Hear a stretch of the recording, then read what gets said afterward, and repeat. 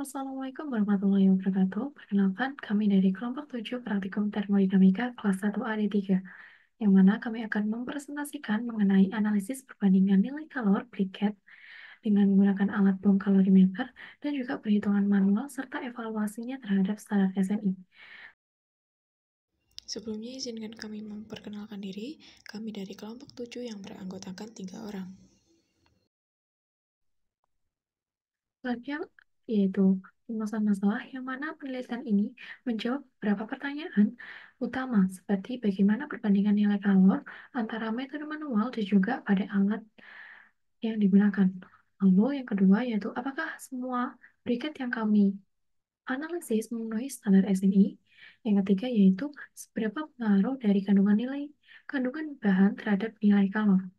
Tujuan dari praktikum kali ini yaitu untuk membandingkan kedua metode dari pengujian dan juga mengevaluasi hasil terhadap standar nasional serta menghitung energi dalam dan juga entalpi untuk mengetahui efisiensi dari energi dari tiap jenis briketnya. Selanjutnya, energi adalah kebutuhan pokok bagi manusia, yang mana sumber energi ini sangat berbanding terbalik dengan kebutuhan manusia itu sendiri. Nah, agar sumber energi alternatif dapat menggantikan energi konvensional, diperlukan adanya standarisasi dari sumber energi alternatif. Untuk proses dari standarisasi ini, dibutuhkan alat seperti bom kalorimeter. Energi fosil yang mana semakin menipis dan berdampak buruk bagi lingkungan mendorong kebutuhan akan adanya energi terbarukan. Salah satunya yaitu biomasa. Biomasa ini dapat berasal dari berbagai macam, seperti limbah tempurung kelapa, kayu, maupun bahan organik lain yang mana sering kita temui dalam bentuk briket. Nah, untuk mengetahui kualitas dari jenis-jenis briket, nilai kalor menjadi salah satu parameter utama untuk pengujian dari briket ini. Namun, adanya perbedaan akurasi antara metode manual dan juga pada alat menjadi perhatian penting pada penelitian kali ini. Nah, untuk landasan teori, briket merupakan bahan bakar alternatif sederhana yang mana baik dari segi proses produksi maupun penggunaan bahan pembuatan briket, sehingga memiliki potensi yang cukup besar untuk dikembangkan menjadi suatu bahan bakar. Nah, karena briket sendiri itu memiliki nilai kalor yang tinggi, briket memiliki standar SNI-nya, yang mana briket berkualitas baik berdasarkan SNI nomor 0162352000 memiliki nilai kalor di atas 5.000 kalori per gram. Ciri-ciri briket yang baik memiliki suhu yang membakar pada suhu 350 derajat Celcius dan juga dapat terbakar dalam waktu yang lama dan juga mudah terbakar. Dan nilai kalor adalah jumlah energi panas yang dilepaskan saat 1 gram atau 1 kilogram suatu bahan dibakar sempurna pada kondisi tertentu. Nah, nilai ini menunjukkan kemampuan bahan bakar untuk dapat menghasilkan panas. Nah, bom kalorimeter merupakan alat yang dapat digunakan untuk menghitung energi panas yang dihasilkan dari suatu pembakaran. Biasanya, bahan bakar atau biomasa dapat dibakar dalam bom kalorimeter dengan kondisi tertutup ataupun terisolasi. Prinsip kerja dari bom kalorimeter adalah adanya pembakaran sempurna dari sampel dalam atmosfer oksigen murni di dalam bom dalam sistem tertutup atau terisolasi. Selanjutnya akan dijelaskan oleh rekan saya. Melampirkan untuk data yang kami gunakan dalam praktikum kali ini didapat dari data teman-teman kami yang sudah melaksanakan praktikum sebelumnya juga dengan ya kurang lebihnya sama. Di sini dari 8 kelompok itu menggunakan beberapa, ada yang sama sampelnya dan ada yang berbeda, antaranya arang kayu, nonia, kulit kemiri, dan tempurung kelapa. Yang mana dari ke beberapa sampel itu tadi kita mengetahui bahwa gross heat SNI-nya itu seharusnya ada di kisaran ya untuk kulit kemiri itu untuk nonia maksudnya itu bisa 3.500 sampai 5.000-an kalori per gram yang dihasilkan dalam pembakaran di dalam bom kalorimeter. Tapi khusus untuk yang lainnya itu bisa dikatakan antara 5.000 sampai 5.000 plus gitu. Berat sampel yang digunakan maaf untuk berat sampel yang digunakan sendiri itu ada di sekitar 0,8 gram ya kebanyakan, kecuali untuk kulit kemiri itu mereka menggunakan 1 gram. Lalu kemudian untuk perubahan suhu yang terjadi ketika melakukan pembakaran di dalam bom kalorimeter itu kebanyakan itu untuk sampel arang kayu itu terjadi pada rentang sekitar 4,29 sampai 4,33 ya perubahan suhu yang terjadi di dalamnya. Bisa juga kurang dari itu karena di sampel kelompok 6 itu mereka mengalami perubahan suhu itu sekitar hanya 3,39 saja gitu. Lalu kemudian untuk sampel kulit kemiri ini mereka stabil ya, dua-duanya itu ada di 2,46, untuk nonia sendiri ada di 3,52, lalu untuk tempurung kelapa ada di 5,22. Nah, yang mana energi yang dilepaskan itu atau EE itu ada pada rentang yang ya mungkin yang lain itu mirip-mirip ya, kecuali untuk kulit kemiri. Kulit kemiri ini mereka menghasilkan EE itu sekitar 2400-an, tapi untuk yang lainnya itu ada di rentang sekitar 930-an. Lebih tepatnya 938 dan tidak ada yang menyentuh di atasnya 938 gitu. Pasti rentangnya ada di 938, sekian gitu dan masih ada dalam rentang 938 itu tadi. Lalu untuk selanjutnya kita mengelola datanya, kita membandingkan hasil. Bagaimana sih cara kita menghitung secara manual itu? Sebenarnya kita menemukan sebuah rumus ya, itu yang menyatakan bahwasanya kalori yang dikeluarkan dari bom kalorimeter per gramnya itu kita bisa hitung dengan menggunakan rumus yang namanya Q sama dengan M dikalikan EE dikalikan delta T, yang mana M sebagai massa, EE adalah energi yang dikeluarkan, energi yang dilepaskan gitu. Lalu kemudian dalam pembakaran ya, EE itu energi ekuivalen yang dilepaskan dalam satu pembakaran, dalam satu siklus pembakaran. Lalu untuk delta T-nya adalah perubahan suhu yang sempat saya singgung tadi, yang mana dari sampel-sampel ini kita udah mengetahui nih, beratnya berapa, delta T-nya berapa, dan berapa EE yang dikeluarkan gitu, sehingga kita pun dapat menghitung secara manualnya. Nah, secara manual itu kita mendapatkan hasil yang cukup ya bervariasi ya apabila dibandingkan dengan nilai kalori mesin gitu. Sebagai contoh aja,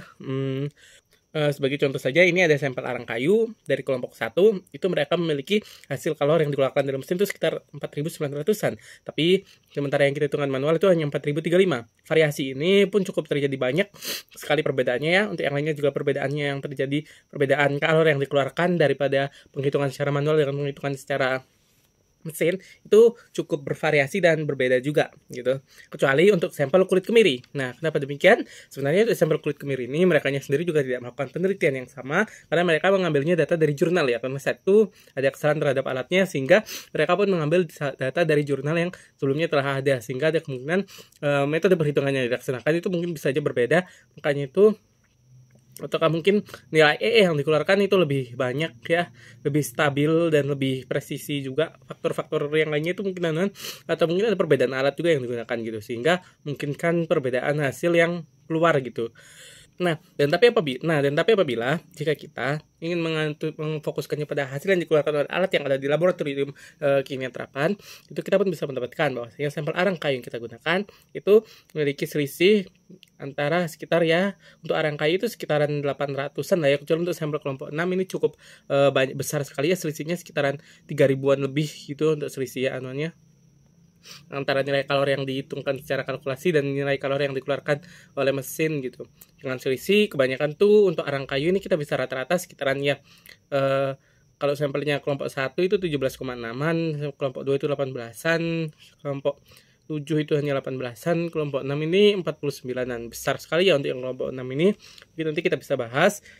Nah, kemudian untuk tempurung kelapa ini perbedaan selisihnya cuma 13%-an, untuk nonia sekitar 15%-an, dan untuk kulit kemiri ini 8E ini berarti 0,0 pangkat 8 ya, jadi 0,000 sekian gitu, selisihnya sangat kecil sekali apabila dibandingkan dengan sampel-sampel yang lain gitu. Jadi izin ya untuk melampirkan untuk pembahasannya. Jadi sekarang ini kan kita menghasil pengukuran menunjukkan bahwasanya tempurung kelapa itu kan tadi lebih banyak ya kalori yang dikeluarkan ya. Jadi kemudian diikuti dengan kulit kemiri, arang kayu, dan nonia. Dan yang mana kalau kita lihat selisih dari olah data yang kami lakukan, itu diketahui bahwasanya perbedaan paling besar itu ada di arang kayu milik kelompok 6. Nah, ini mendekati 50% ya, 49, sekian mendekati 50% gitu. Ini pun mungkin juga bisa mengindikasikan bahwasanya sebagian besar panas tidak tertangkap oleh metode manual karena keterbatasan alat. Nah, ini gimana sih maksudnya? Oke, aku izin jelasin ya dari sudut pandang aku juga. Gitu. Karena kan kita ketika mendapatkan struk daripada bom kalorimeter itu, kita mendapatkan struknya itu udah kayak nilai EE dan delta T yang dikeluarkan tuh hanya keterbatasan beberapa koma saja ya kan. Kita ambil aja kayak contoh EE. EE ini misal aja, EE yang dikeluarkan itu dari struk itu cuma keluar kayak 938,95 gitu kan.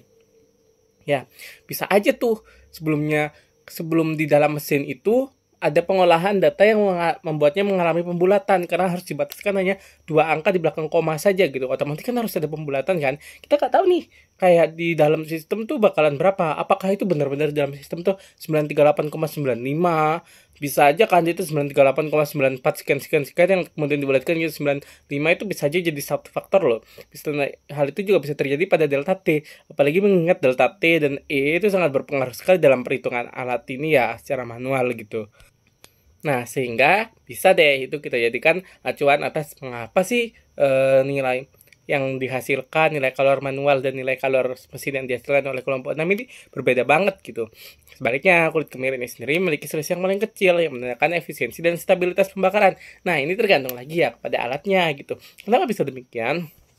Karena untuk data kemiri ini kita pun mengetahui bahwasanya dari kelompok lain itu mengambilnya dari suatu jurnal. Kita nggak tahu nih jurnalnya apa mengikuti suatu prosedur yang sama dengan kita gitu. Apalagi mengingat jurnal ini juga menggunakan berat sampel yang berbeda. Berat sampel itu juga mempengaruhi kan. Kita ingat aja rumusnya tadi. Q sama dengan M dikalikan E dikalikan delta T gitu. Udah pasti antara berat masanya, antara kalornya, antara energi ekuivalen yang dikeluarkan, dan antara perubahan suhu yang terjadi, bisa aja kalibrasi alatnya juga berbeda gitu, sehingga mengakibatkan adanya perbedaan antara perhitungan. Kita tidak bisa memvalidasinya karena ini pun data dari jurnal gitu yang bisa. Tapi memang kalau kita melihat secara hasil, itu memang hasil dari jurnal milik kulit kemiri ini yang paling mendekati, selisihnya paling sedikit dan yang paling mendekati secara hasil antara teoritis dan perhitungan kalkulasi gitu. Di sini kan ada perbandingan perhitungan kalori per gram mesin secara kalkulasi ya, dengan gross mesin itu dilambangkan dengan warna biru, grafik batang warna biru, dan gross kalkulasi itu dengan grafik batang warna oranye gitu. Ini pun ada perbedaannya sebenarnya ya. Kalau kita lihat ya, nomor 6 milik kelompok 6 ini sebenarnya perbedaannya nggak sejauh itu banget gitu ya. Karena ya mereka itu kalau kelompok 6 ini kan secara mesinnya itu kan cuma 6 ribuan ya. Sementara kalkulasinya itu sekitar 3.400-an sekian lah ya gitu. Harusnya itu masih bisa di angka mungkin ya setengahnya gitu lah grafiknya ya. Kita sudah mencoba settingan tapi ya agak sulit ya untuk mengatur major lines-nya grafik ini ya kan. Tapi kurang lebih kalau kita bandingkan ya seperti inilah hasil perbandingan perhitungan kalori per gram antara mesin dan kalkulasi gitu. Kita coba otak-atik Excelnya juga ya emang seperti itu gitu. Ya, ini pun dari kita juga jadi evaluasi untuk bisa lebih mendalami lagi untuk ilmu Excelnya supaya bisa lebih baik mengolah data seperti ini gitu. Lanjut ya. Di sini aku akan bahas mengenai grafik yang tadi nih. Nah, grafik yang tadi itu memperjelas bahwasanya nilai selisih kalori antara dua metode itu bisa terlihat pada sampel mungkin burung kelapa dan arang kayu ya. Nilai mesinnya itu jauh lebih tinggi dan hal ini pun bisa saja dikarenakan metode manual itu tidak mampu menangkap semua energi panas akibat hasil yang terbatas pada data yang dikeluarkan mesin. Alat PAR 6400 dengan sistem tertutup dan oksigen murni itu mampu mencatat pembakaran sempurna dan hasilnya lebih akurat. Nah, itu kayak gimana sih maksudnya gitu? Coba deh lebih jelasin pakai bahasa yang lebih sederhana. Nah, gini. Kita ambil contoh yang sempat aku jelasin tadi ya. Aku cuma pertegas saja ulang lagi untuk penjelasan ini gitu. Kita ambil contoh aja kayak yang di struk tadi itu mungkin saja energi ekuivalen yang dikeluarkan dari sampel A itu mungkin hanya sekitar 935,38 gitu. Dari struk yang dikeluarkan cuman gitu ya. Jadi kita cuman bisa ngitung kayak 938 dikalikan massa dikalikan delta T yang keluar itu berapa gitu kan. Tapi kita kan nggak tahu nih di dalam sistem itu apakah emang benar-benar segitu gitu. Apakah mutlak benar-benar 938,38 sekian itu tadi gitu. Kan mungkin gitu. Karena mungkin aja ada pembulatan yang terjadi ketika analisis sistemnya. Bisa aja awalnya tuh kita itu tahu bahwasanya hasil dari struk itu 938,38 gitu. Tapi kenyataannya ketika dalam mesin itu sebenarnya itu gak 938,38 gitu loh, kayak harusnya itu 938,37666666 sekian gitu kan, kalau dibulatkan jadinya 937,38 juga gitu loh. Jadi kan ya kayak ya udah pasti dong hasil perhitungannya akan berbeda gitu, karena kan di dalam sistem itu kan lebih dihitungnya secara akurat, per koma-komaannya juga dihitung, sementara kita kan cuma dapat hasil pembulatan yang sudah dikelola oleh mesinnya sebelumnya. Udah pasti kalau kita hitung secara manual itu udah pasti deh hasilnya itu bakalan berbeda dengan hasil secara mesinnya gitu, karena memang mesinnya mempunyai sistem yang lebih akurat dalam pengelolaan datanya, sementara kita cuma terbatas pada data tanpa mengetahui gimana sih pengelolaan data dalam sistemnya itu dilakukan gitu loh. Jadi kita nggak bisa tuh benar-benar mengakurasikan perhitungan kita dengan perhitungan yang maaf, ada pada mesinnya gitu. Selanjutnya di sini aku akan bahas mengenai jadi secara SNI hasil-hasil penelitian kita tuh kayak gimana gitu. Jadi kan secara SNI kan kita ada secara keseluruhan sampel yang kita gunakan kita ada 4 sampel ya, tempurung kelapa, kulit kemiri, arang kayu, dan nonia juga gitu. Jadi SNI yang kita gunakan itu sama SNI 016235 tahun 2000. Nah, di tahun 2000 ini dikeluarin deh beberapa SNI sampel-sampel itu. Meskipun cukup bahasanya cukup ya ribet ya, tapi kita pun berhasil mentranskripsikannya dan menjadikannya mendapatkan nilai-nilai SNI itu, dan diketahui bahwasanya tempurung kelapa itu semuanya itu setidaknya ada pada angka 5.000-an. Ya, mungkin nonia itu sekitaran 3.500 sampai 5.000-an ya sebenarnya. Dan diketahui bahwasanya secara rata-rata hasil sampel yang kita gunakan itu ya memenuhi gitu. Tempurung kelapa itu memenuhi gitu SNI-nya gitu. Kulit kemiri itu memenuhi. Kenapa bisa demikian? Karena tempurung kelapa itu secara mesin yang boom kalorimeter itu diketahui bahwasanya dia itu mengeluarkan kalor sebesar 6.000-an per gramnya. Kan minimumnya dari SNI itu cuma 5.000-an ya. Kulit kemiri juga gitu tuh, minimumnya kan 5.000-an tapi yang dikeluarkan itu 5.900-an, otomatis memenuhi. Arang kayu ini 5.400-an tapi dia memenuhi. Jadi dia memenuhi 5.400-an itu dari mana? Kita pun coba mengambil nilai tengah rata-rata antara sampel-sampel yang digunakan jika ada lebih dari satu sampel gitu. Dan diketahui bahwasanya rata-rata hasilnya itu sekitaran segini. Jadi masih bisa gitu. Untuk nonia sendiri ini dia yang tidak memenuhi. Padahal itu tapi kan tadi rentangnya itu ada 3.500 sampai ke 5.000 kan. Kok bisa tiba-tiba tidak penuhi? Nah, tunggu bentar nih. Aku mau jelasin. Jadi untuk nonia ini kita juga masih kurang tahu ya sampelnya itu kayak gimana. Kita pun menganggapnya sebagai sampel briket yang bisa dibakar juga gitu. Kita pun nggak begitu nih tahu menahu mengenai sampel nonia itu sebenarnya kayak gimana. Kalau boleh jujur, acuan SNI yang lebih memacu pada nonia ini sebenarnya tidak begitu ada yang akurat jelas gitu ya, yang bisa benar-benar kita reliable kita andalkan datanya gitu. Sehingga untuk nonia ini sendiri kita pun bisa menganggapnya sama dengan 5.000-an dari sumber SNI yang kita dapatkan, yakni SNI awal yakni 01 strip 6235 strip 2000 gitu, yang mana minimumnya itu nilai kalor yang dimaksimalkan ketika dilakukan pembakaran uji kalor dalam satu sampel itu harusnya ada pada rentang 5.000-an gitu minimalnya. Sehingga untuk saat ini kita pun bisa anggap nonia ini belum memenuhi kriteria sampai ada SNI yang benar-benar bisa menunjukkan bahwasanya nonia ini merupakan satu sampel tersendiri dan bisa memiliki nilai SNI tersendiri gitu. Berdasarkan hasil pengujian, hanya 3 sampel yang memenuhi standar nilai kalor, yang mana berdasarkan SNI minimal dari nilai kalor yaitu 5.000 kalori per gram. Untuk sampel yang hanya memenuhi nilai standar yaitu tempurung kelapa, arang kayu, dan juga kulit kemiri. Sementara briket nonia masih berada di bawah standar, sehingga briket nonia masih belum layak digunakan sebagai bahan bakar utama tanpa pengolahan lebih lanjut. Hasil ini menunjukkan pentingnya evaluasi mutu bahan bakar sebelum bahan bakar tersebut digunakan.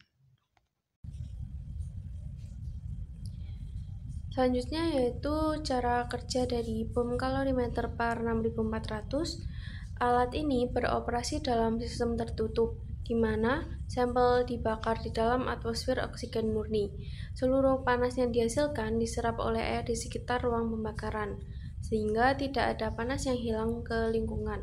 Ini memastikan bahwa nilai kalori yang diukur benar-benar mencerminkan energi sebenarnya dari bahan. Alat ini sangat krusial dalam analisis termodinamika karena memungkinkan perhitungan langsung delta U. Dan karena sistemnya memiliki volume tetap, maka delta H hampir sama dengan delta U. Beberapa faktor utama yang mempengaruhi nilai kalor termasuk kadar air, kandungan karbon tetap, dan jumlah zat volatil. Misalnya pada briket seperti nonia dengan kadar air tinggi akan membutuhkan energi tambahan untuk menguapkan air sebelum pembakaran, sehingga nilai kalornya rendah. Sebaliknya, seperti bahan kulit kemiri yang kering dan stabil menunjukkan hasil efisien, baik di alat maupun metode manual. Jadi, dari percobaan yang telah kami lakukan diperoleh kesimpulan yaitu yang pertama adalah bom kalorimeter terbukti sebagai alat yang efektif untuk menghitung nilai kalor dengan cara membakar sampel dalam sistem isolasi tertutup. Prinsip kerjanya adalah mengukur kenaikan suhu air setelah sampel dibakar, sehingga panas yang dilepaskan selama pembakaran dapat dihitung dengan akurat. Dari perhitungan ini, kita melihat bahwa bom kalorimeter jauh lebih akurat dan efisien dibandingkan metode manual, terutama karena mencegah kehilangan panas. Selain itu, sesuai SNI, nilai kalor minimum yang baik untuk briket biomasa adalah 5.000 kalori per gram. Dan hasil percobaan kami menunjukkan bahwa 3 dari 4 sampel, yaitu tempurung kelapa, arang kayu, dan kulit kemiri, masih memenuhi standar ini. Demikian video presentasi dari kami tentang pengujian nilai kalor dengan bom kalorimeter. Terima kasih sudah menyimak, semoga bermanfaat. Wassalamualaikum warahmatullahi wabarakatuh.